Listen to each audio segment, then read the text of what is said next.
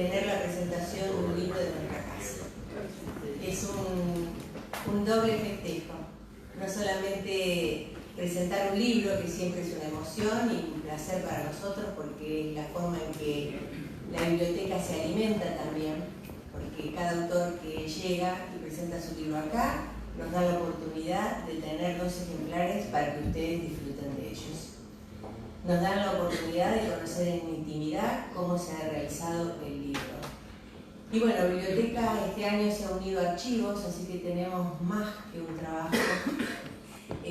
Pronto haremos una actividad de presentación de Biblioteca y Archivos, donde sacaremos algo de lo que hay en Archivos para que ustedes sepan de qué se trata esta parte de nuestra institución. Lo que les quiero contar ahora es un poquito de qué es APA Editorial. Porque uno dice, sí, APA Editorial, publicaciones, y lo decimos, pero no terminamos nunca de comprender bien la envergadura y la importancia que tiene que una institución tenga, a su vez, una parte donde editan libros de sus propios miembros, de sus propios autores. Y muchas veces hemos sido elegidos también por otros miembros o por otras personas que no son de la institución y quieren publicar con nuestro sello.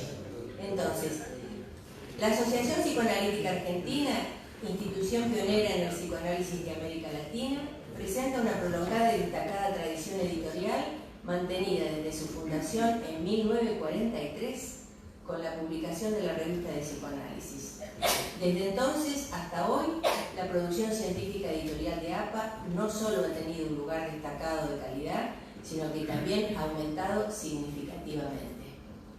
Por esta razón, esta comisión directiva de la institución, presidida por la doctora Claudia Borenstein, puso en marcha la creación de APA Editorial, un emprendimiento que permite, desde la institución misma, otorgar continuidad a la producción y divulgación de todos aquellos textos psicoanalíticos que han dado y dan testimonio actual del desarrollo y la creatividad científica de nuestra institución.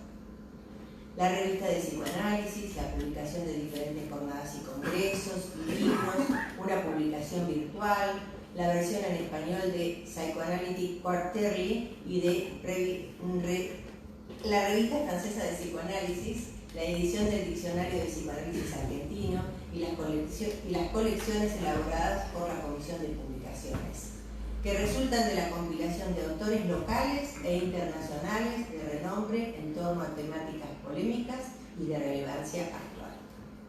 Este año APA Editorial se complace en presentar por medio de la Comisión de Publicaciones su libro Sueño y Percepción, segundo volumen de la colección Pilares del Psicoanálisis en la Contemporaneidad, que aborda desde una mirada novedosa y amplia en su diversidad 2 de los pilares troncales de la teoría y la clínica psicoanalítica, el sueño y la percepción.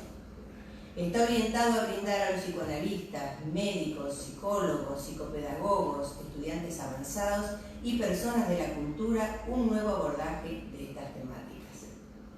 Presentaré ahora quienes van a presentarnos justamente el libro. Comenzaré por Mirta Goldstein, ex vicepresidenta de APA, autora de libros, actual secretaria científica y prologuista del libro. ¿Mirta? Bueno, buenas noches a todos. Y en principio quiero agradecer a Fernando Gómez la invitación a prologar este libro, pero fundamentalmente a leerlo. La lectura es un acto indispensable para un analista y a lo mejor puedo decir por qué lo pienso así. Este libro, Percepción y Sueño, como lo decía recién Alicia, abarca 2 conceptos pilares que le sirvieron a Freud para fundamentar lo que estaba descubriendo. Manuel Puig, un gran escritor argentino, decía que el inconsciente tiene la estructura de un folletín. Ustedes recordarán una frase de Lacan que dice que el inconsciente tiene estructura de lenguaje, pero fíjense cómo un escritor capta algo y dice de un folletín Y para mí el folletín es la clínica. Entonces este libro, voy a parafrasear otra frase de Lacan que seguramente ustedes habrán escuchado, eleva el folletín clínico a la categoría de ensayo. Como prologuista y como presentadora me parece que mi función es situar simbólicamente este libro, o sea, ubicarlo. Y entonces quiero agradecer a todos los que intervinieron en este libro, el comité de publicaciones, la biblioteca, APA Editorial, la comisión directiva, la imprenta y su distribución, el corrector, los autores, las secretarias de APA. Fíjense cuánta gente, a todos el agradecimiento por el esfuerzo. Lo primero que uno se encuentra al abrir el libro es con el esfuerzo. ¿Cómo hicieron para recortar dentro del universo del discurso sobre estos dos conceptos una veintena de artículos? Para mí esta selección representa lo que es APA. Este libro es APA. Un libro primero es hijo de la escritura, de la invención y de la creación de los autores y de los editores. Luego es hijo de la imprenta y hoy también es hijo de la tecnología. O sea que seguramente vamos a tener dos versiones de este libro, ¿no? La de papel y la tecnológica.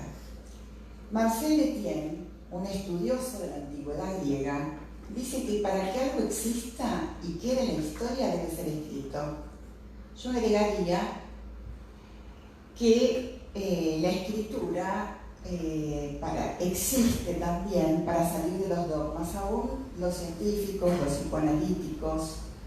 ¿Por qué? Porque nos confronta contra la infinitud del conocimiento. Escribir es una apertura a la infinitud. Los analistas leemos lo inconsciente que se reescribe en cada sueño, cada síntoma, cada inhibición, y leemos libros con una particularidad.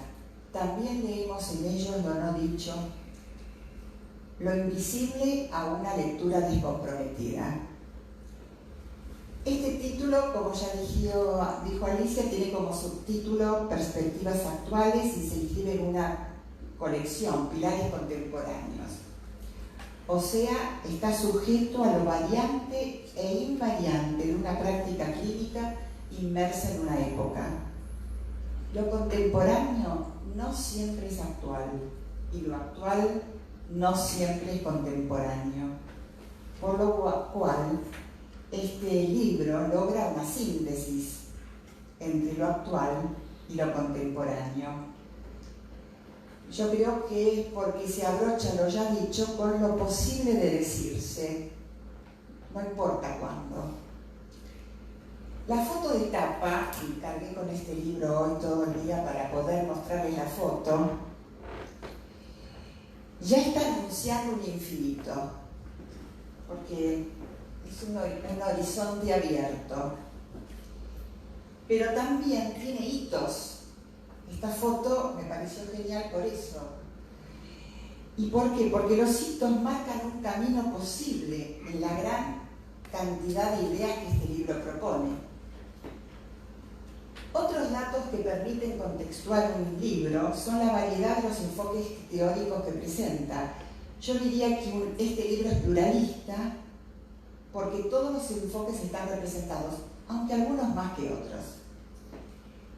También por la bibliografía, y destaco que este libro se mencionan muchos autores argentinos, lo cual también nos enorgullece.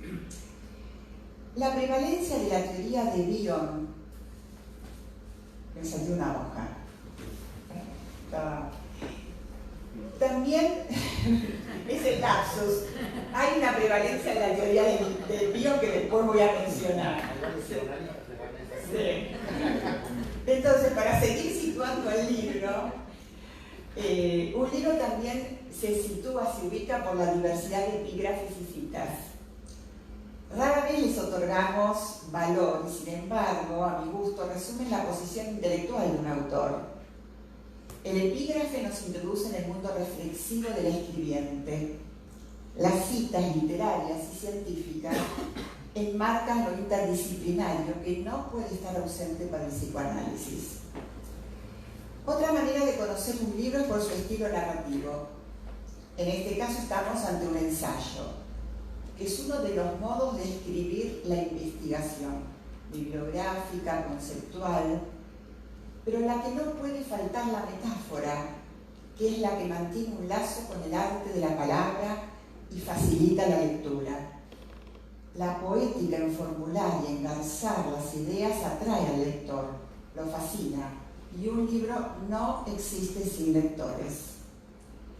Encontré en el texto de Adolfo Benjamín una frase que renueva el vínculo posible entre ensayo, investigación clínica y literatura. Dice: ¿y qué es un material clínico sino literatura, donde el autor es también uno de los personajes del escrito? Esta frase me remitió al texto de José Trezesansky y Claudia Mizrahi, quienes se refieren a los 100 años anteriores y posteriores a la publicación de la interpretación de los sueños. Parten de la idea de que los conceptos teóricos nacen de un largo recorrido de pensamiento que los preanuncian. Sitúan un antecesor de Freud, Salomón Amschel, que ya en 1789 había sostenido que los síntomas y los sueños tenían un sentido. Quiero destacar que estos autores ponen de manifiesto la relación del teórico con sus lecturas previas, su criptomnesia, que no es plagio, sino reelaboración consciente e inconsciente. Al leer a Freud como sujeto de la memoria, estos autores reafirman que la conciencia está hecha de retazos unidos por un hilo inconsciente. También los editores intervienen en un libro, y también los compiladores, a la manera de una obra de arte lo intervienen. Le otorgan un sesgo distintivo al decidir cómo inscribir a tantos autores en una cadena progrediente de ideas y ordenar los trabajos. Por esta razón, el índice indica el recorrido para el lector que el libro le ofrece y lo invita a reflexionar sobre la ubicación generacional, social y geográfica de los autores, por lo cual el índice ya es una primera interpretación de lo escrito.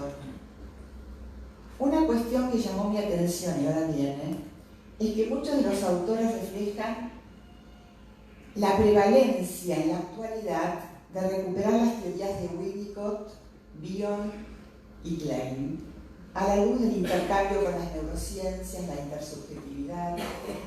Yo encontré una prevalencia de la teoría de Bion en Lutemberg, Spector, Ferro, Ogden, entre otros, que bucean en los periodos tempranos de constitución del psiquismo.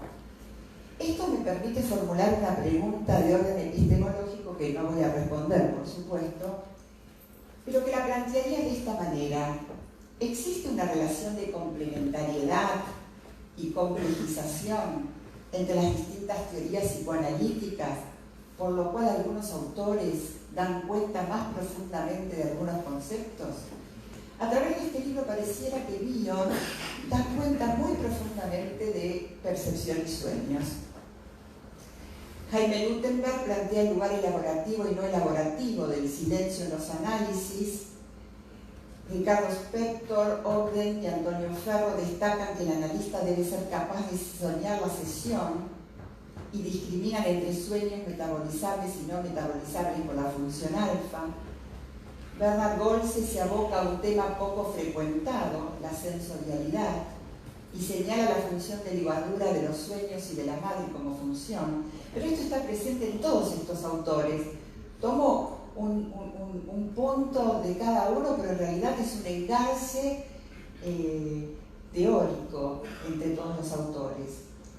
Gibault se propone desarrollar la función de la percepción en el campo de la psicosis y parte de la fantasía de matricidio, dice que es tan estructural como la de parricidio, y trae el caso de un paciente psicótico en donde realiza un matricidio real y dice que a través del psicodrama este paciente puede pasar del matricidio real a la fantasía de separación de la madre y por lo tanto a contar la violencia y la proyección. A mí me pareció muy interesante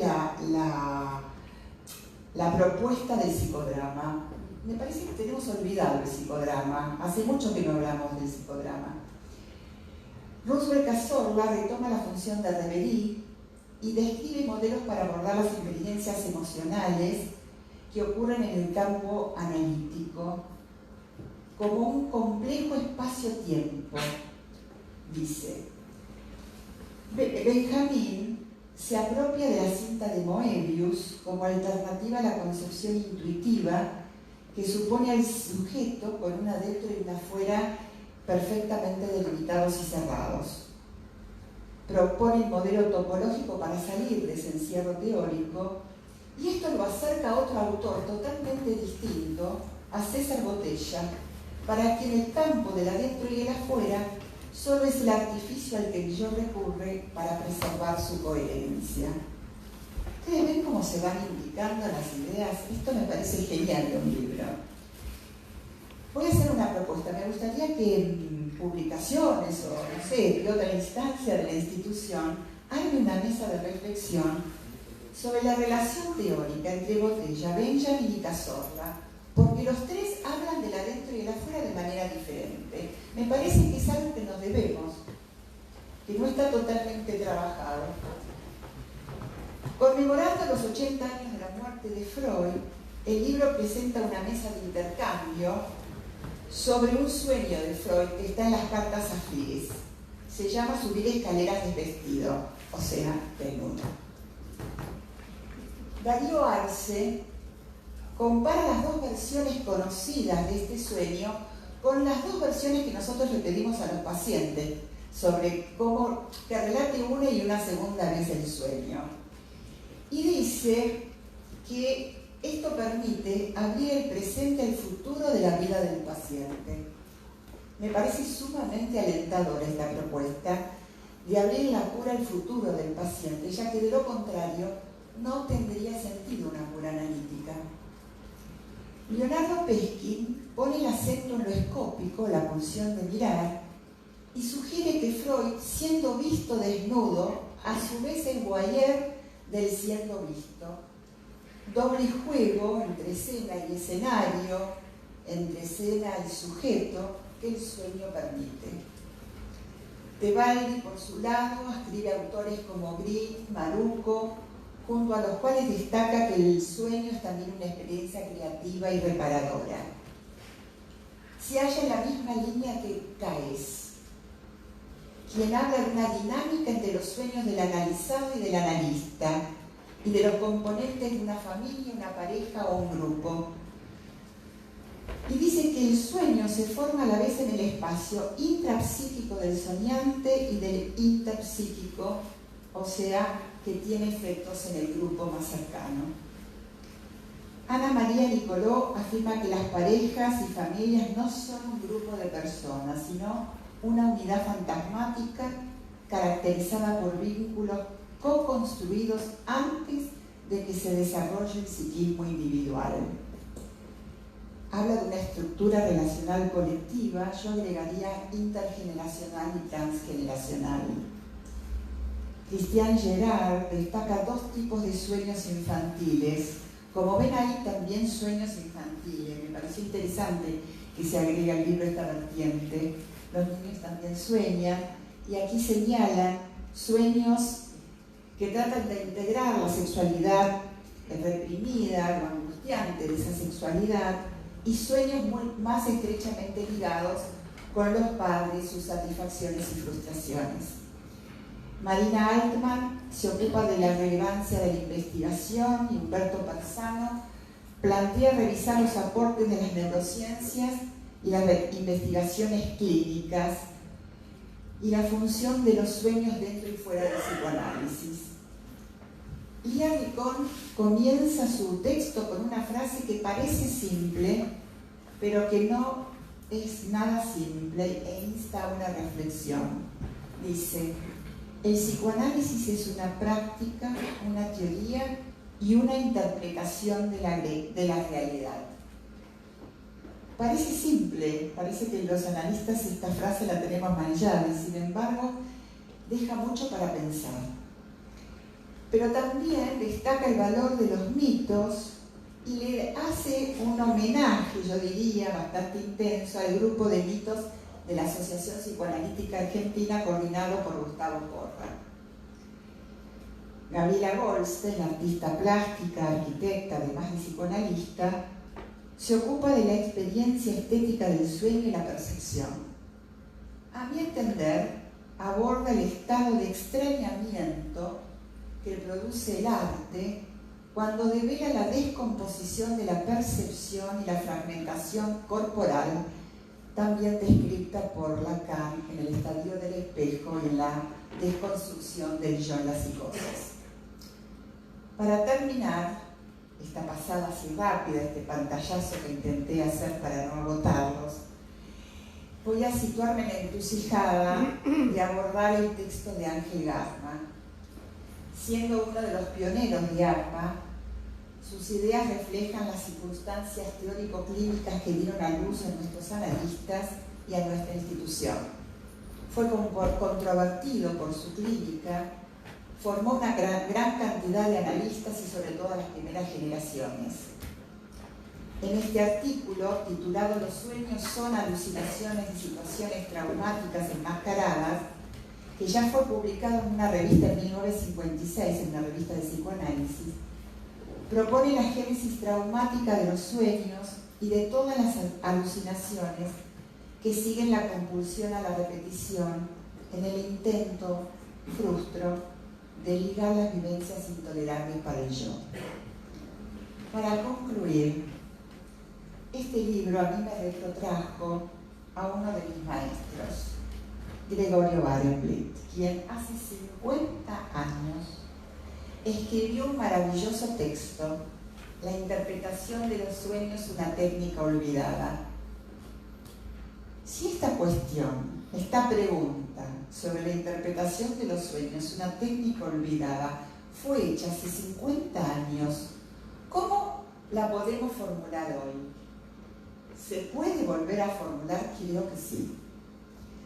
¿Cómo interpretamos los sueños hoy? ¿Es una técnica olvidada? ¿Qué lugar le damos en los análisis? A la usanza de Freud los interpretamos en el caso del hombre de los lobos, de su propio autoanálisis, desde una perspectiva del análisis del discurso, del simbolismo universal, solo como realización del deseo, solo como transferencia.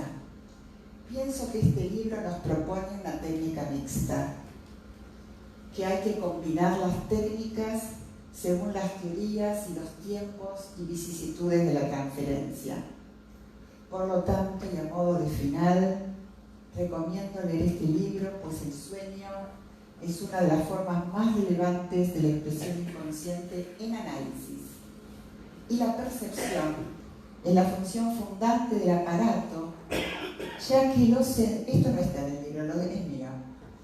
Lo sensible y lo motor sostienen la erótica, la estética y la ética del sujeto.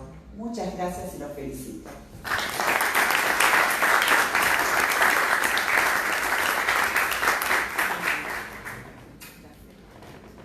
Bueno, vamos a continuar con el compilador, con Fernando.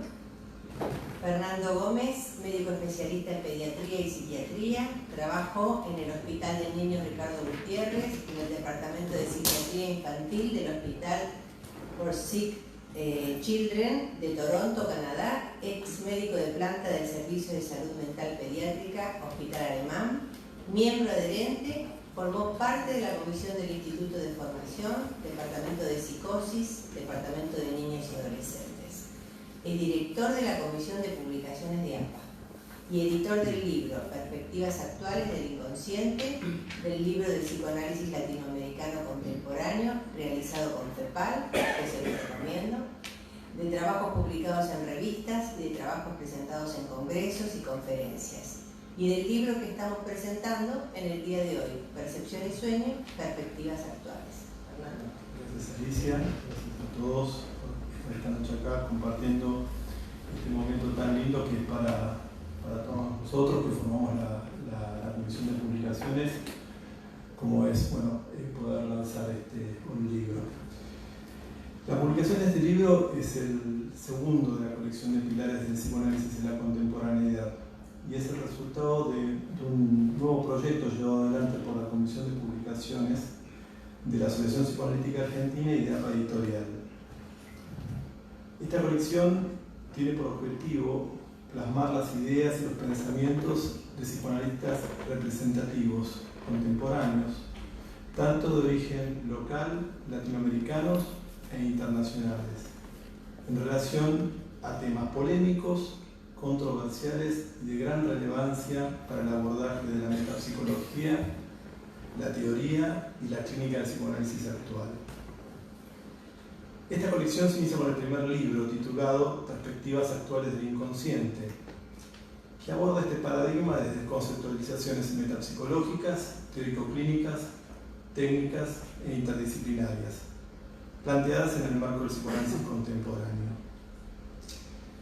Si el inconsciente, al decir de Freud, es lo psíquico verdaderamente real, y entendemos a los sueños como la vía regia hacia el conocimiento del inconsciente dentro de la vía anímica, y a la percepción como el recurso fundamental del psiquismo para registrar el mundo, la percepción y los sueños podrán ser considerados como otro de los pilares fundamentales que funcionan como sostén y apoyo de la piedra angular del psicoanálisis y por consiguiente de su clínica y de su técnica. Siendo conceptos nodales del psicoanálisis, entendemos que también deben estar sujetos a una revisitación constante, que esté en sintonía con las nuevas aportaciones del psicoanálisis contemporáneo y al mismo tiempo dé lugar a una puesta en tensión de las conceptualizaciones freudianas a más de 100 años de la publicación de una de sus mayores obras o de una de sus obras de mayor relevancia para el psicoanálisis, la interpretación de los sueños. La percepción está encarnada en el corazón de la teoría freudiana. Es la primera actividad psíquica de la que dispone el bebé con el objeto de permitir la configuración de una identidad de percepción, característica del proceso primario, núcleo del inconsciente propiamente dicho, y además necesaria para dar inicio a una identidad de pensamiento, característica del proceso secundario. A través de la percepción se produce la entrada de contenidos imprescindibles para la constitución del psiquismo. Por ejemplo, es la percepción visual la que tiene un papel protagónico en la constitución de dos protofantasías, la amenaza de castración y la visualización de la escena primaria. Ese doble camino que recorre la percepción tanto de la realidad externa como de la realidad endopsíquica, en primer lugar, rompe con toda teoría que coagule su comprensión como un proceso puramente sensorial de carácter neurofisiológico o cognitivo. En segundo lugar, nos hace pensar en el carácter estructural de lo escópico y el camino circular que sigue la percepción y la representación, donde, si bien la representación surge de la percepción, las representaciones también pueden generar percepciones. Otro de los aspectos más apasionantes de la percepción es su íntimo entrelazamiento con el carácter intrigante, misterioso y enigmático de los sueños. En este sentido, Sigmund Freud es quien da ese salto inicial para intentar dar cuenta de una manera más abocada y profunda de lo atrapante, misterioso y cautivante del mundo de los sueños. Por ejemplo, a través de su sueño de la monografía botánica, por ejemplo, su gran conocimiento de la cultura judaica, la cual siempre planteó la importancia de la interpretación de los sueños como un medio para conocer a Dios. Recordemos que el Talmud dice, un sueño no interpretado es como una carta no leída. Por ejemplo, a través de su constante oscilación entre el escepticismo y la credulidad, que daba cuenta de su duda en relación a las creencias ocultistas. Su reposicionamiento con relación al simbolismo y a la cabalística, donde en su conferencia 30 titulada Sueño y Ocultismo plantea que entre los motivos secretos del movimiento ocultista se cuenta el de acudir en auxilio de la religión amenazada por el progreso del pensamiento científico. Un pensamiento científico que Freud se encargó de ir reflejando a lo largo de todo el desarrollo de su producción escrita, comenzando con sus primeros lineamientos en el proyecto de psicología para neurólogos, para luego volcar sus hipótesis en la interpretación de los sueños, considerada como una de las obras escritas trascendentales y más importantes para el psicoanálisis. Es en el sueño, por ejemplo, de la inyección a Irma, a través de la cual establece que el contenido del sueño es cumplimiento de deseo y su motivo un deseo, y que los principales mecanismos involucrados en la elaboración onírica son la condensación, el desplazamiento, la figurabilidad y la elaboración secundaria, y que la principal herramienta técnica para el análisis de los sueños es la asociación libre. Pero sus ideas no quedaron estáticas, sino que continuaron a lo largo de toda su obra y a lo largo de muchísimos autores posteriores, que se encargaron de considerar y seguir desarrollando las ideas freudianas en torno a la temática de la percepción y el sueño, dando origen a diversos aspectos conceptuales con la capacidad de generar ejes paradigmáticos en esta temática. Por ejemplo, la Neuropsychology y su énfasis en las capacidades adaptativas y de integración que presenta el yo. Melanie Klein con sus apreciaciones sobre fantasías inconscientes, materia prima que conforman los sueños, el simbolismo, el juego y los sueños descubiertos en los análisis de niños. Las consideraciones de Winnicott, donde tanto los sueños como el juego se ubican en el espacio transicional. Las ideas de Bion y de Mercer, considerando el sueño como un proceso en el que se piensa sobre las experiencias emocionales. Las conceptualizaciones de Hannah Segal en relación a la importancia que tienen los sueños no solo en el grado de simbolización, sino también en la función que tienen en la relación transferencial, pudiendo así funcionar tanto como una forma de comunicación o como una forma de actuación en la relación analítica. Nuestro querido pionero Ángel Gama y sus aportes en relación a la injerencia del trauma en la génesis del sueño. Así podemos seguir mencionando numerosísimos autores. También por fuera del marco psicoanalítico, numerosas y diversas disciplinas como las neurociencias y la psicología cognitiva han intentado ganar terreno en este campo, desde posturas positivistas con fuerte anclaje en la biología hasta teorías que se alejan del dualismo cartesiano, siendo más interdisciplinarias y con fuertes apoyaturas en las ideas freudianas, como las que plantea Max Solms. Esto ubica la temática del sueño en un lugar polémico, crítico, clave, crucial. Pero también sabemos que posicionarnos en ese lugar de tolerancia al cuestionamiento, a la interpelación, a poner en tensión, está al servicio de renovar, repensar y reelaborar la teoría y la técnica sobre la temática del sueño y la percepción a la luz de las nuevas conceptualizaciones dentro y más allá de las fronteras del campo psicoanalítico. Lo intersubjetivo, las diferentes modalidades de procesamiento psíquico, las diferencias teóricas técnicas en el abordaje del sueño, la interfase con las aportaciones realizadas por las miradas de las neurociencias, la filosofía, la antropología, la sociología, la literatura, el arte, entre muchas otras disciplinas. Todas ellas con la finalidad de poder alcanzar una comprensión más acabada y global de un fenómeno tan complejo en el ser humano como es la percepción y el sueño, pero que evite la ortodoxia y la certeza, que bien sabemos coagula y petrifica el pensamiento. Los sueños han sido y siguen constituyéndose en uno de los elementos semiológicos princeps de la técnica psicoanalítica, que, a través de su relato en el contexto total de la sesión y en una relación analítica enmarcada por un vector transferencia, resistencia contra transferencia, es lo que permite al psicoanalista poder hacer una microscopía de mayor precisión posible del estado y la evolución del psiquismo del paciente. La interpretación de los sueños no deja de ser una matriz formal abstracta que permite dar cuenta de la vida psíquica del sujeto. Ese posicionamiento en lo posible radica en poder tener internalizada la idea de que la comprensión absoluta del sueño es una ilusión, ya que el sueño conserva siempre su impenetrable ombligo. El sueño continúa ofreciéndose como un misterio y un tesoro de significados, lo cual le sigue otorgando ese carácter tan atrapante que tiene para el psicoanálisis. Es así que este libro es el fruto de un año de arduo e intenso trabajo de toda la comisión de publicaciones. De mi siempre dispuesta amiga secretaria Laura Yasser, con la cual cuento con un apoyo incondicional, así que mil gracias, Lauri. A todo un equipo maravilloso de gente que bueno, que en realidad todos trabajan con muchísima pasión, con muchísimo compromiso, con muchísima dedicación, con una gran seriedad, con un gran profesionalismo y sobre todo en un clima de mucha amistad, un clima muy cordial, un clima realmente espectacular para trabajar entre todos. Los quiero mencionar a uno por uno: Ángeles Zaparaín, Adrián Auspach, Gustavo Corra, Ezequiel Jaroslaski, Laura Rombolá, Juan Espairani, Paula Boscoboini, y sobre todo agradecer principalmente a los nuevos integrantes de la Comisión de Publicaciones que se incorporaron a fin del año pasado y muy generosamente y solidariamente se acoplaron a trabajar en la producción de este libro.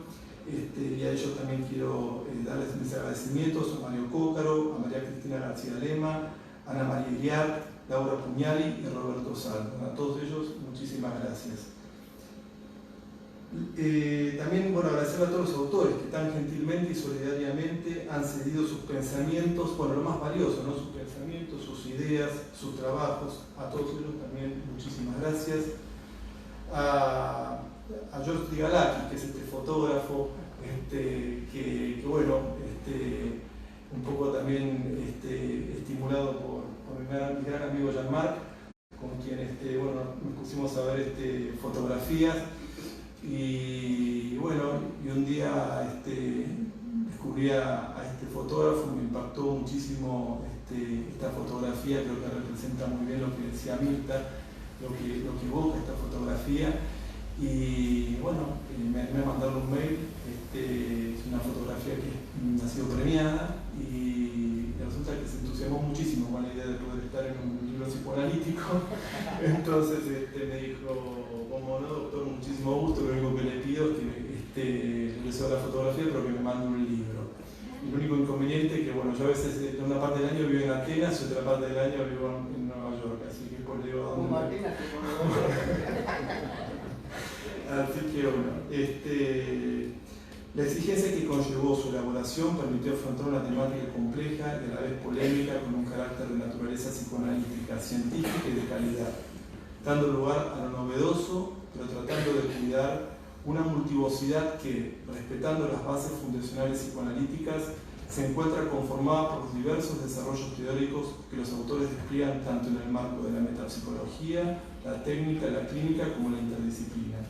Queremos alcanzar así un diálogo psicoanalítico que se encuentre enriquecido por la riqueza de la diversidad, pero con el cuidado necesario de no empujarla demasiado lejos, que de origen así a malos entendidos que sí queremos obturar en el diálogo psicoanalítico, y por una intertextualidad que alimenta la producción de elaboraciones con una potencialidad y una creatividad que surgen de la articulación de la metapsicología, la teoría, la interdisciplina y las investigaciones psicoanálisis.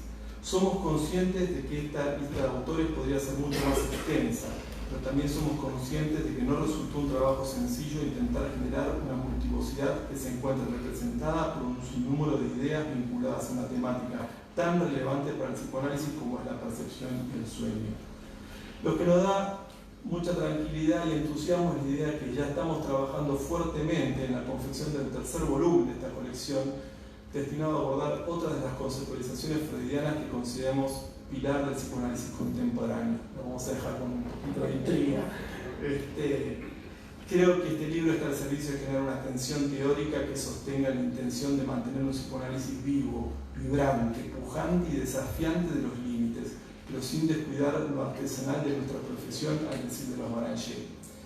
Luego de este recorrido, dejo en manos de los lectores este libro, centrado en una temática tan íntima, compleja y polémica, pero al mismo tiempo tan intrigante y atrapante como apasionante. Percepción y sueño, perspectivas actuales. Muchísimas gracias.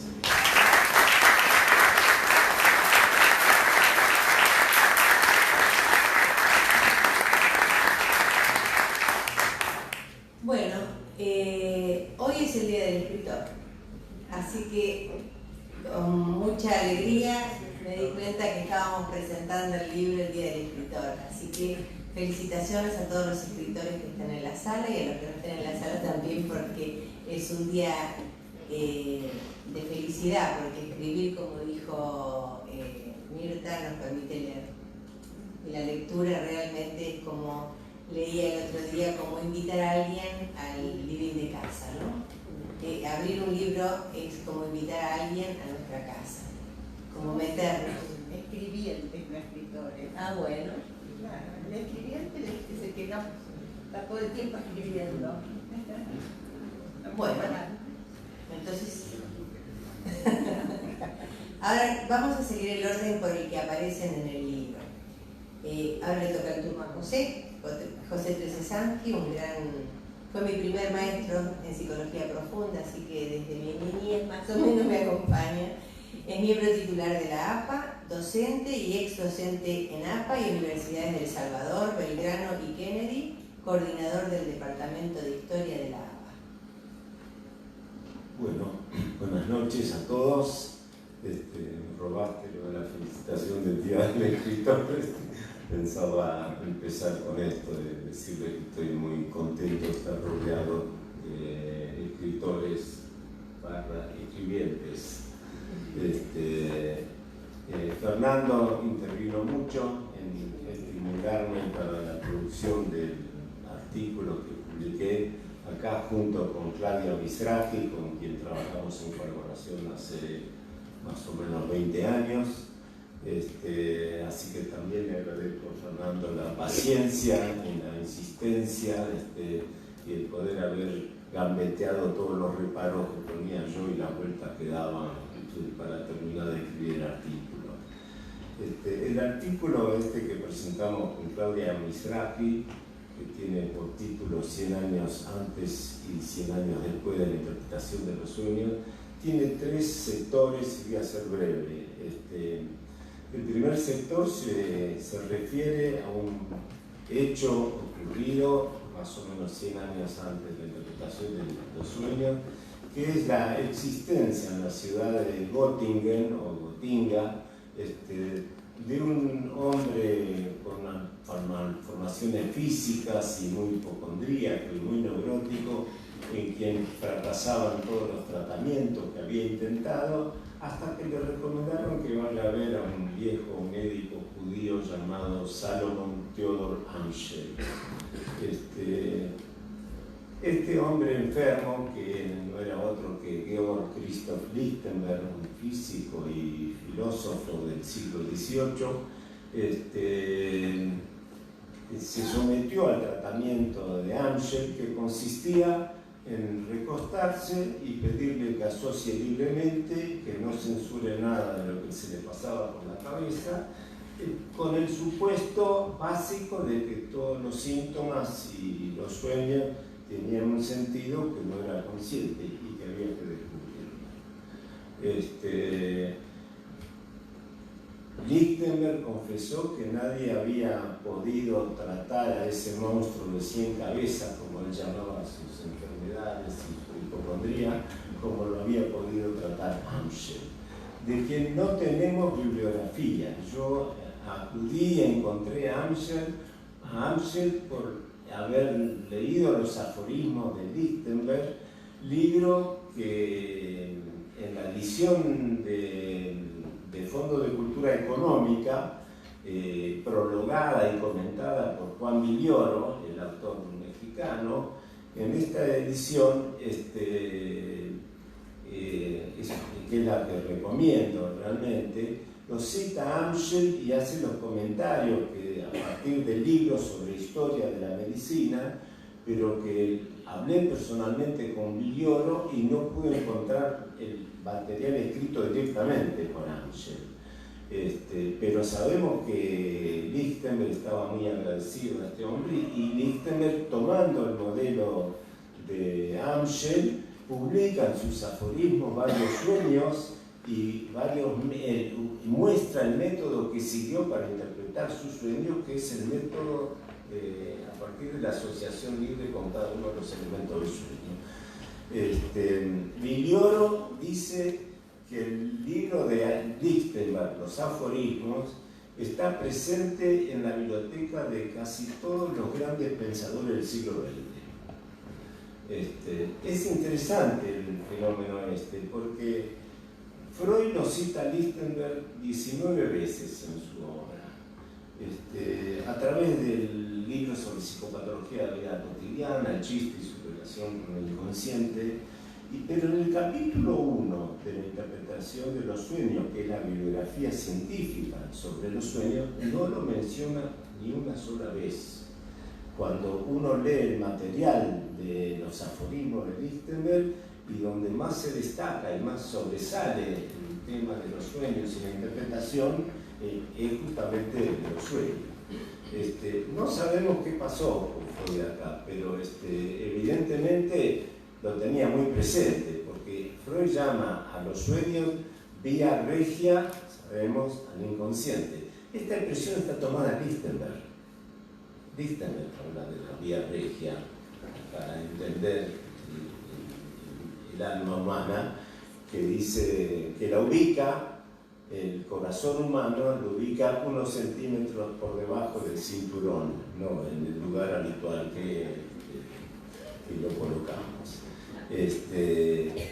En fin, esta referencia a Lichtenberg es importante por el significado que le da a los sueños y por el hecho de que Freud lo tenía muy presente en su intercambio epistolar con su amigo de la adolescencia, Edward Silverstein. Freud escribe párrafos enteros que reproduce del libro de Lichtenberg sobre aforismos.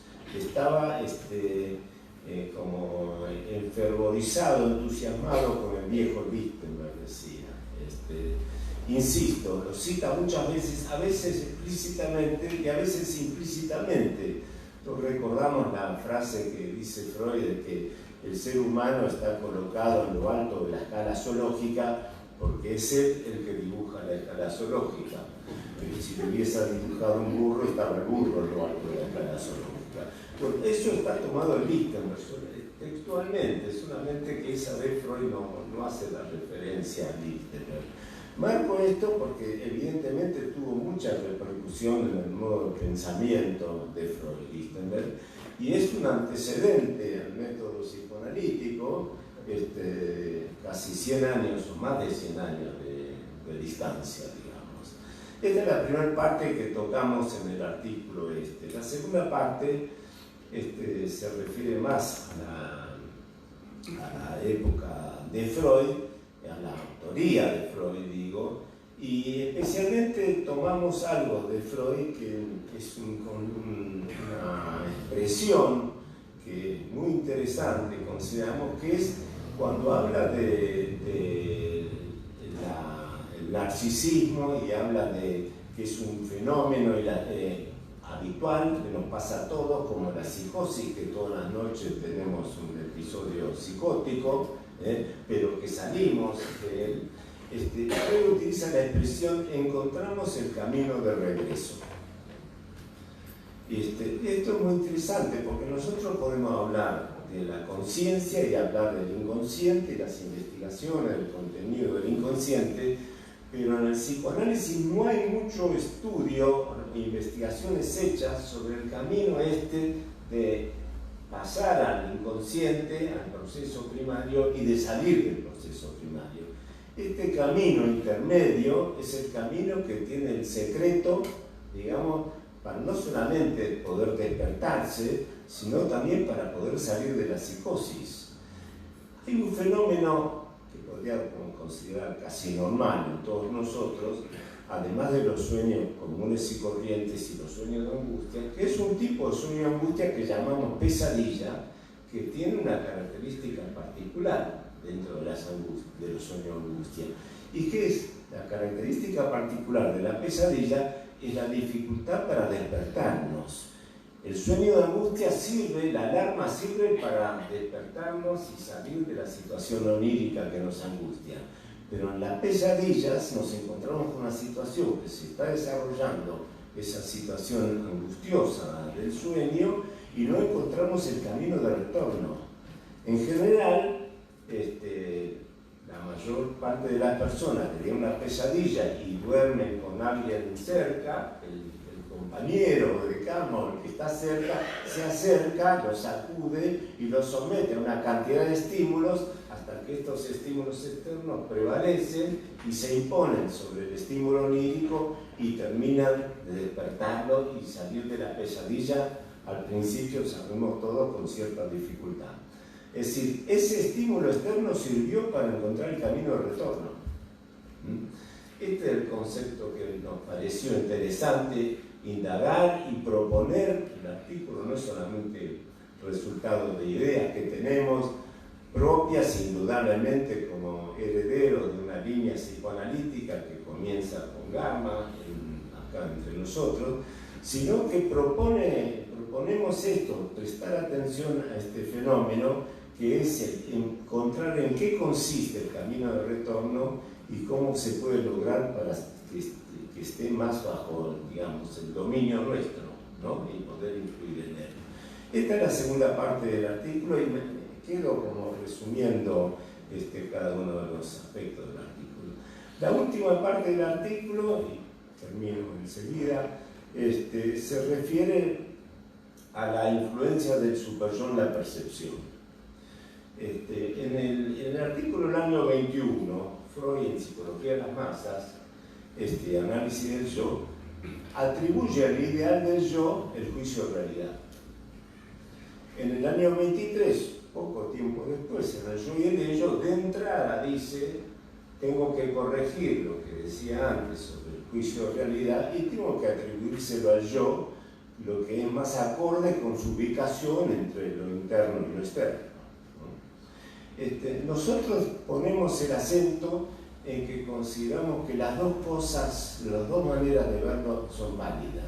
Depende de la posición del yo con respecto al superyo. Un yo más sometido al superyo ve la realidad de acuerdo a cómo lo impone el superyo. Cuando el yo se libera del sometimiento al superyo, la realidad se amplía, y estos son pensamientos eminentemente freudianos del comienzo, neuropsicosis de defensa, cuando habla de que la desaparición de una representación de la conciencia simultáneamente representa un alejamiento de la realidad, porque como las representaciones están indisolublemente unidas a un aspecto de la realidad, reprimido, hacer desaparecer una representación, hace desaparecer una parte de la percepción de la realidad. Entonces, el aspecto que subrayamos al final del artículo es esta línea de pensamiento donde no opta entre el juicio de realidad en manos del ideal del yo o en manos del yo, sino que acepta que las dos observaciones de Freud son válidas, que depende de la posición que tenga el yo con respecto al superyo, y eso observamos clínicamente. Muchos pacientes, a medida que avanza el tratamiento, relatan que están viendo en el mundo, o ahí cuando salen de sesión, mucho más cosas a la salida de la sesión de las que había antes. Recordamos una paciente que no formaba pareja y lo había consultado con su dificultad, a pesar de su deseo consciente de buscar una pareja, y que no encontraba hombres, y que en un momento del tratamiento que fue evolucionando con mucho trabajo de parte de ella, con mucha colaboración, entra a sesión toda contenta diciendo parece que abrieron una importación. Bueno, estos son los 3 puntos que toca el artículo, y para profundizar en ello recomiendo la lectura del artículo como de todo el libro, con cuyos autores comparto con orgullo esta autoría. Nada más.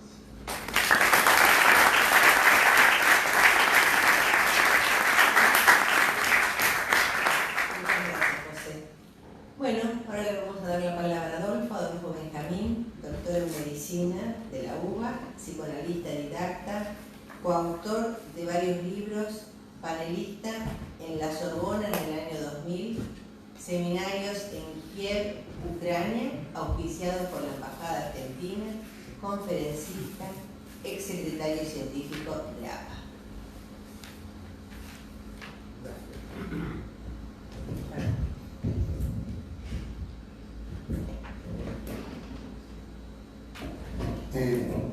Voy a leer por 2 razones.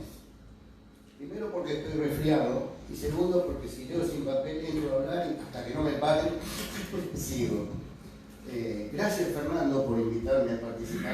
tan importante, me dio mucho placer y mucho trabajo.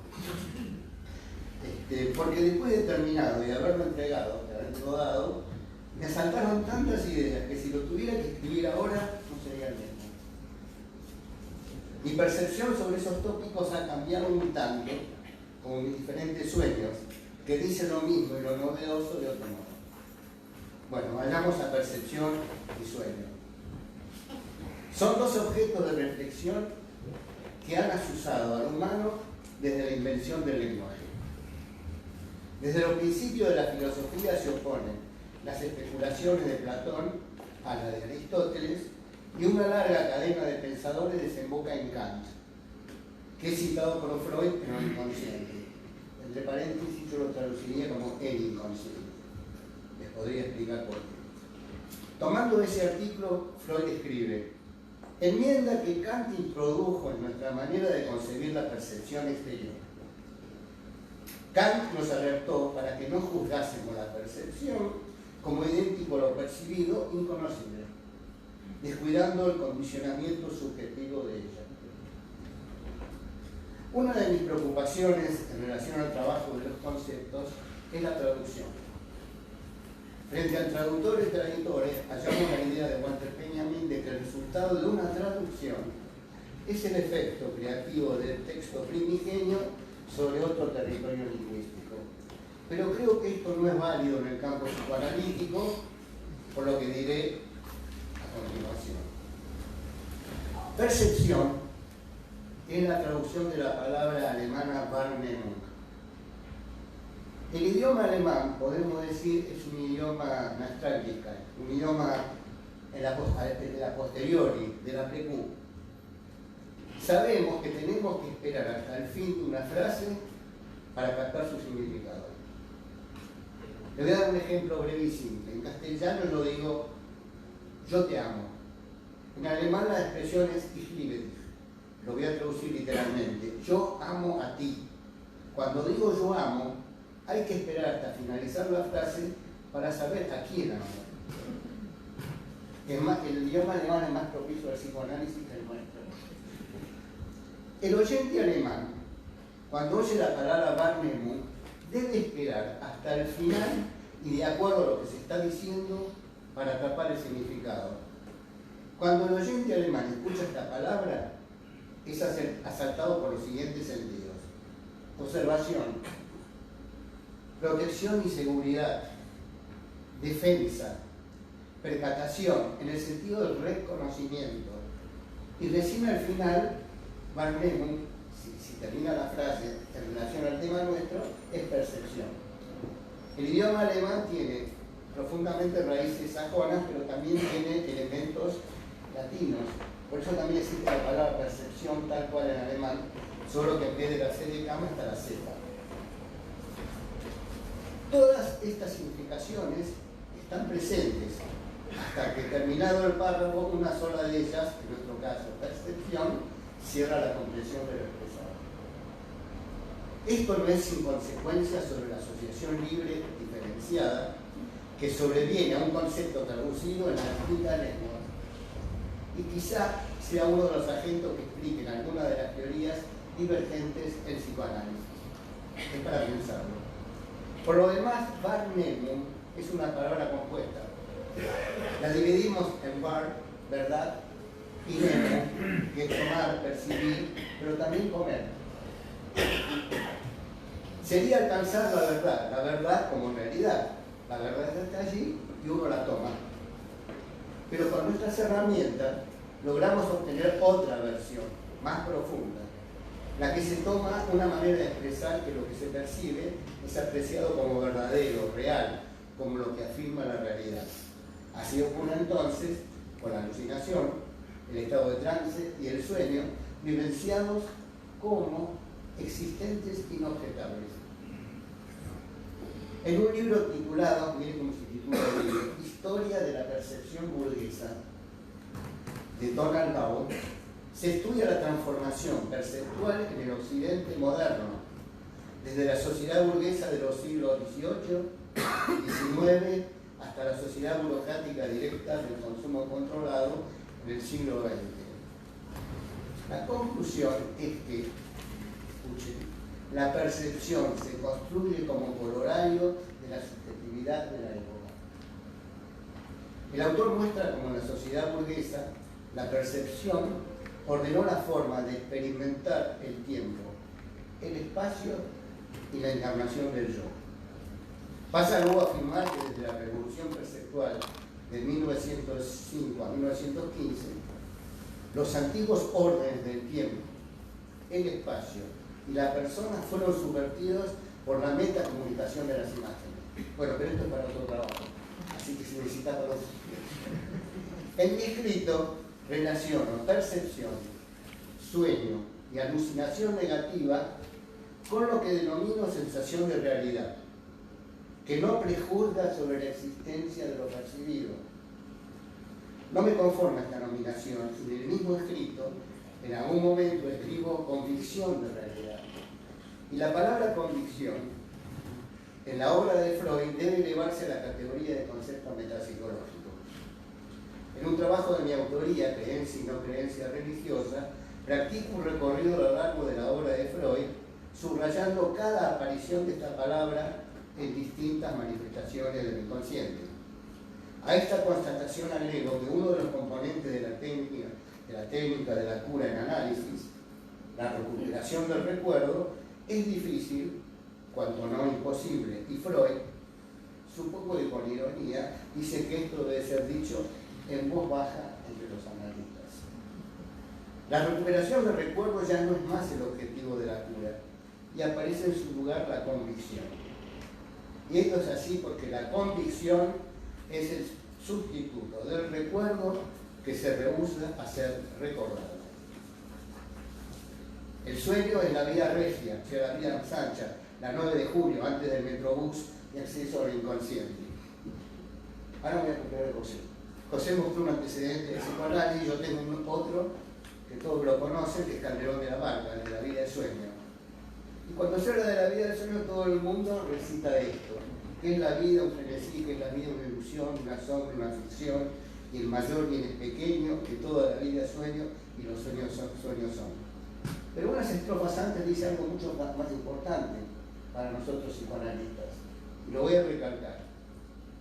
En un momento dice, pues estamos en un mundo tan singular que vivir solo es soñar, y la experiencia me enseña que el hombre que vive sueña lo que es hasta despertar. Y 3, más adelante dice, y en el mundo en conclusión, escuchen esto, todos sueñan lo que son, aunque ninguno lo entiende.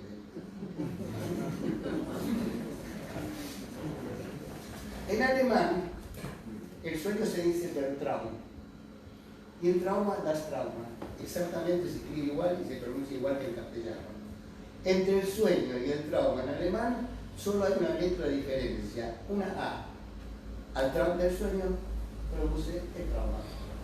Y un extranjero está más habilitado para el juego significante que el que transita por la lengua materna, donde ha anclado y naturalizado determinadas significaciones. De allí pienso yo que el desarrollo de la teoría de Garman, que postula que el sueño reposa sobre situaciones traumáticas, ya estaba anticipado en la lengua alemana. Algunas hipótesis del trabajo que presento. La más fuerte es que la realidad es una alucinación compartida. Ustedes pueden ver en la representación gráfica del capítulo 8, Enamoramiento e Hipnosis, del trabajo de 1921 de Psicología de las Masas y Análisis del Yo. Después en privado voy a tener una discusión con José sobre el yo y el superyo. Freud aborda la realidad de 3 modos característicos de aproximarse a ella. La realidad está como dada, como percibida o como construida. Si se me permite una traducción aproximada a la metapsicología lacaniana, diría una realidad real, una realidad simbólica y una realidad imaginaria. Realidad en la obra de Freud está ligada a ciertas determinaciones diferenciales. Realidad versus fantasía, signo de realidad, juicio de realidad, realidad psíquica, que tiene que ver con el concepto de verdad histórica. El juicio de realidad, o sea, el aristotélico juicio de existencia, en Psicología de las Masas está comandado por el ideal del yo. Luego en el 23, como dijo José, pasa al yo.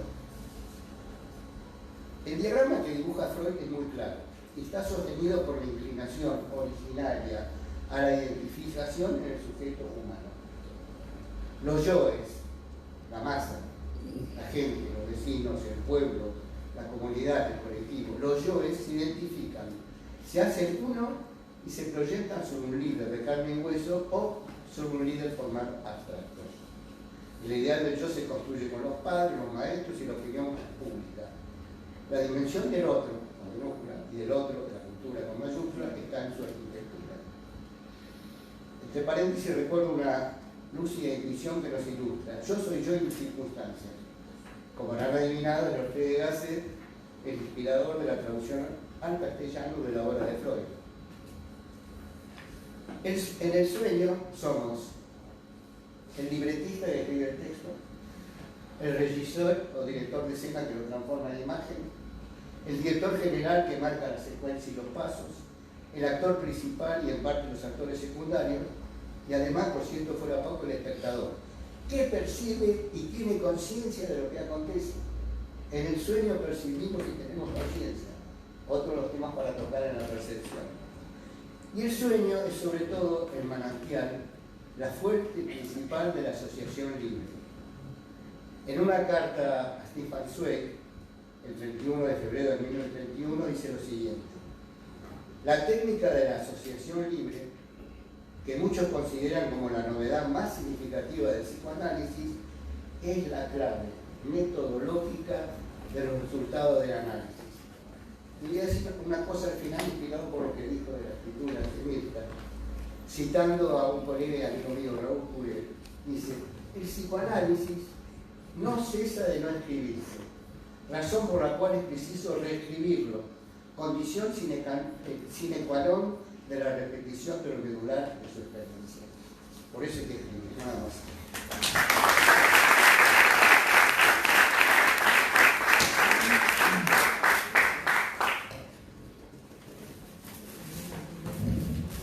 Bueno, ahora le vamos a dar la palabra a Gabriela, la doctora Gabriela Goldstein, psicoanalista, miembro titular en función didáctica de la APA, full member y training analyst de la Asociación Internacional de Psicoanálisis, doctora cum laude en psicología en la Universidad de El Salvador, APA, coordinadora de coloquios psicoanalíticos, co-coordinadora de la Comisión de Cine y Psicoanálisis. Obtuvo el premio Montbalanchet en APA a la mejor monografía y el premio Storni APA, trabajo a la mejor contribución conceptual en psicoanálisis. Publica el libro La experiencia estética, escrito sobre arte y psicoanálisis, editorial del Instante, en Buenos Aires en el 2005, y el libro Art in Psicoanálisis, editado por IPA Karnak en el 2013. Ha publicado en la revista Docta y la revista de psicoanálisis de APA. Publica capítulos en libros y revistas de psicoanálisis y educación. Arquitecta y pintora, desde 1985 expone sus pinturas en la Argentina y en el exterior. Bien.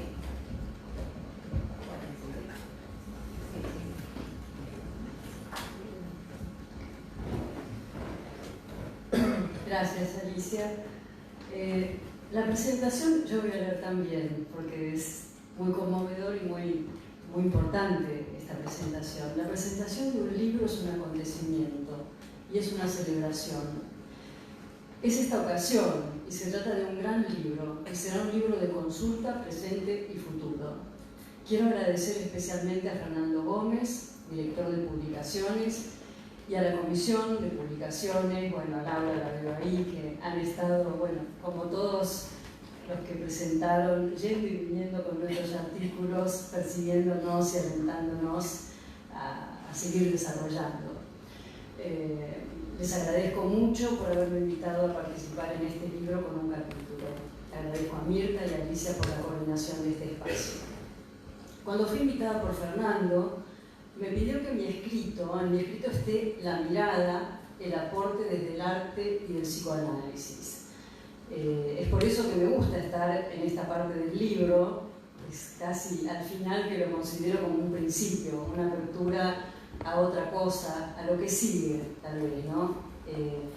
En ese punto me interesó mucho lo que dijo José, porque algo de lo que él plantea como pregunta hago un intento, por así decir, de desarrollar en mi texto, en mi escrito. Bueno, la temática de este libro es una gran oportunidad, puesto que percepción y sueño, ejes fundantes del psicoanálisis, son temas que me convocan desde siempre y que están en íntima relación con el arte. Así surge el título de mi capítulo, La experiencia estética entre sueño y percepción. Y es desde este lugar que los invito a recorrer el texto escrito. Nunca había escuchado hablar de Freud. Preguntando a algunos conocidos, me enteré que había escrito un libro notable sobre la interpretación de los sueños. Empujado por la curiosidad, conseguí esta obra en la biblioteca de la universidad y quedé al principio profundamente asustado. Esta manera de interpretar los sueños me pareció impiadosa. Destruía la imagen misma del sueño, lo que contradecía toda mi sensibilidad de artista, sobre todo cuando me presentaba este método aplicado a poemas, y propiciaba la emergencia, desde sus fragmentos esparcidos, de un nuevo conjunto de significaciones que me consternaban y me atraían secretamente. No se asuste, me dijo el profesor sonriendo, no lo va a comer, lo quiere ayudar. Por otro lado, me permití entregarle, para que los lea, algunos de sus poemas. Bueno, esto no lo digo yo, lo dice, como algunos ya lo saben, Bruno Goetz, es un escritor alemán, en su epístola breve entre 1904 y 1905, en donde él relata 3 breves entrevistas magníficas que tuvo con Freud, quien lo curó de su neuralgia insistente y le hizo pensar muchas cuestiones. Esto no sé si tiene que ver directamente con lo que dice Bruno Goetz, pero creo que sí, porque es la poesía, es el arte, es la experiencia estética y es el lugar del sueño y la percepción. Entre sueño y percepción hay un mundo, el mundo en que vivimos, el mundo con el que soñamos, el mundo que conocimos. Es un mundo extenso en el que especialmente sucede la experiencia estética. Pero ¿qué es la estética? La experiencia estética desde el psicoanálisis y cuál es su relación con el sueño y la percepción.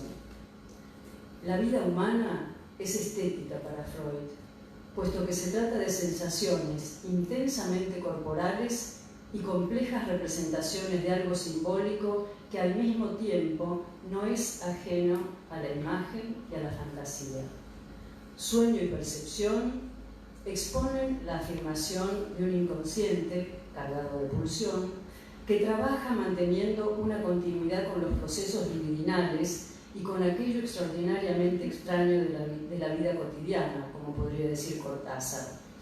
Y soñamos, condensando y desplazando estos procesos, utilizando una lógica estética a la manera del bricolage. El soñar, dice Borges, es la actividad estética más antigua.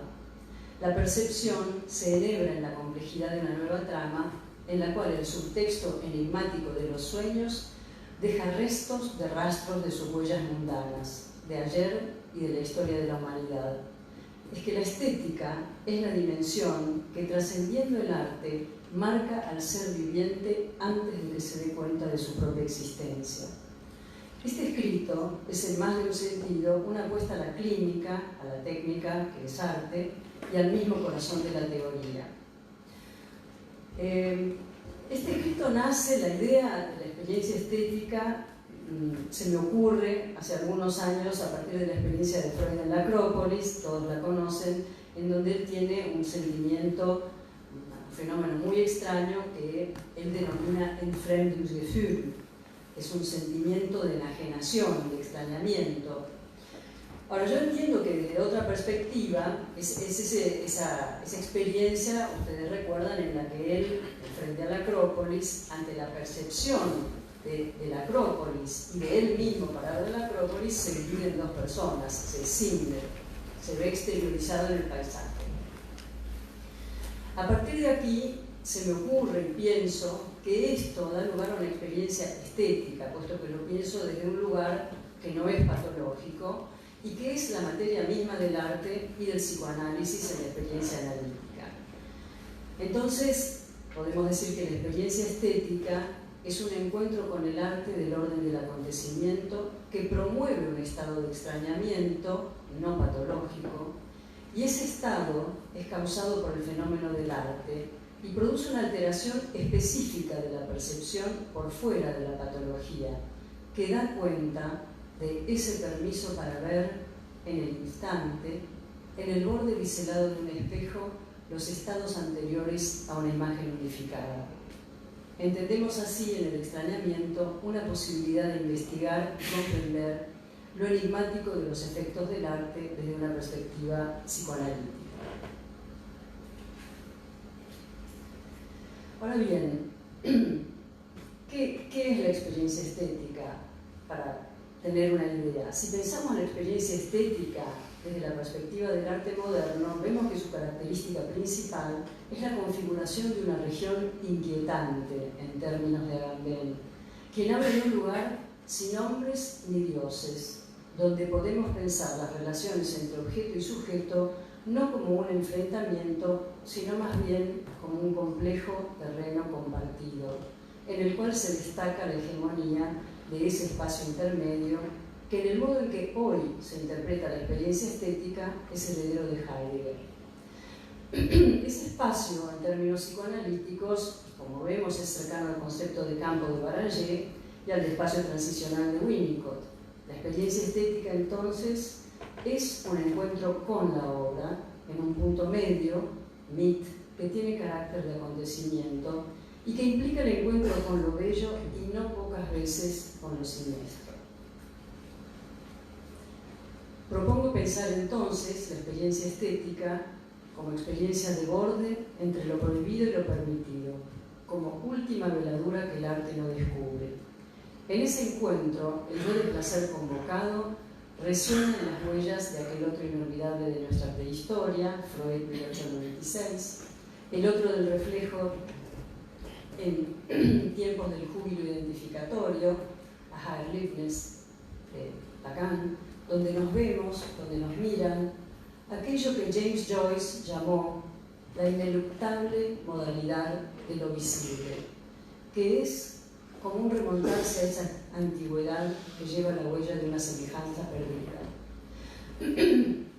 Esto que leí es para dar cuenta de esta dimensión del extrañamiento, a partir de la cual se produce la experiencia estética, y que a partir de la propuesta de Fernando y también de una investigación que llevé a cabo en la tesis doctoral, investigación psicoanalítica muy trabajosa, inicié una conceptualización de algo así como una metapsicología de la experiencia estética. Por supuesto que hay una casuística muy interesante, pero no la voy a traer aquí. Para ser sintética, porque bueno, me toca este lugar y ya queremos ir a celebrar todos, voy a simplemente nombrar algunos aspectos de esta metapsicología de la experiencia estética. Es evidente que hay una topología en esa experiencia estética, porque hay un sujeto y un objeto y una dimensión del encuentro, se tocan en una dimensión asintótica, generan una dimensión inasible. Bueno, todo eso es el núcleo y condición de posibilidad de esa experiencia. Ahora bien, un punto clave en esta manera de pensar la metapsicología de esta experiencia es desde los sueños, en donde encuentro una dinámica que la llamé de basculación, puesto que tomando un poco la posta de lo que trajo José, aunque no sé si él va para ese lado, pero bueno, me interesa pensar con él, en este punto propongo en la experiencia estética un movimiento representacional que es un movimiento basculante en sentido progrediente y regrediente, que entre consciente e inconsciente va combinando lo que emerge del proceso primario con el proceso secundario en un modo de acaecer psíquico con una dinámica que le es propia. Ese movimiento, que es un ir y venir entre primario y secundario, en ese movimiento se producen los llamados procesos creativos. Quizás acá es donde está mi aporte experiencial desde el arte y algo del conocimiento de esos procesos, relacionados también con los llamados procesos terciarios. En esta dimensión la conciencia se vuelve porosa, permeable a imágenes, representaciones o afectos que provienen de tiempos de la memoria inconsciente, imágenes sensibles que emergen como algo de lo no figurado, algo de lo real o algo del originario.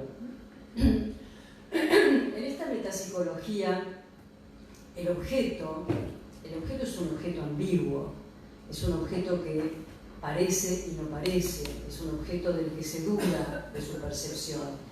Y este objeto ambiguo es característica específica de los objetos de arte, puesto que promueven la metáfora y la multivocidad de los sentidos. Las grandes obras de arte nos interrogan. Sabemos que en el núcleo duro de esto se encuentra un encuentro posible con lo real, velado por medio del arte, que remite a Das Ding y que es el objeto perdido como tal. Lo que me interesa contarles es que hay otro punto que es un efecto, una dimensión peculiar de la experiencia estética que llamé desencapsulamiento del narcisismo.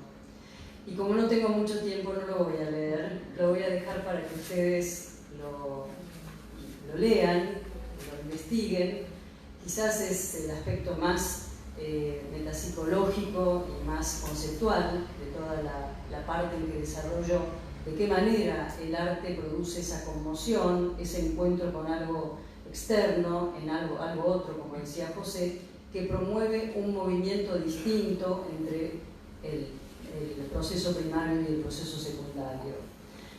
Porque en este contexto la alteridad se va incorporando, aparece mediatizada por el arte y se justifica decir entonces que el fenómeno estético, así como los caminos de la cura, imponen una particular función de desconocimiento.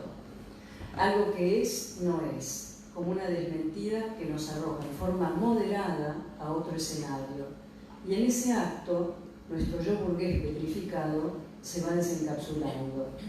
El yo, esencialmente, es ante todo un yo corporal, una gran zona erógena, y el arte es el campo en que todo tipo de producción retoma, ensaya e intenta, en esa forma moderada, recobrar una experiencia subjetivada de una gran pérdida, la gran unidad perdida. ¿Nos pasamos 10 minutos? Entonces, cierro con Sí. Bueno, Es interesante. Bueno. Por supuesto que, mejor, los invito a que lo lean, esta cuestión del movimiento basculante, donde entra el yo de placer, donde se mueven los procesos primarios y secundarios a partir de un objeto que triangula y terceriza esta dimensión y promueve una conciencia permeada. Pero ¿dónde ubicar la percepción? En el extrañamiento promovido por el arte. Allí emerge en la alucinación, que da cuenta de estos procesos que enhebran inconsciente y preconsciente, principio de realidad y principio del placer, conciencia y memoria. Se redefine entonces en ese encuentro la antigua experiencia de satisfacción. El placer del arte procura una clave del fortart, que da cuenta de que en la precariedad del juego está contemplada la pérdida y la administración de su extraterritorialidad. Es el placer estético el que anuda lo visible con aquello que está más allá de lo decible, y de otro modo con el pensamiento y el lenguaje, que es de naturaleza sensible, por lo cual el inconsciente, en cierta forma, es reescribible. Muchas gracias.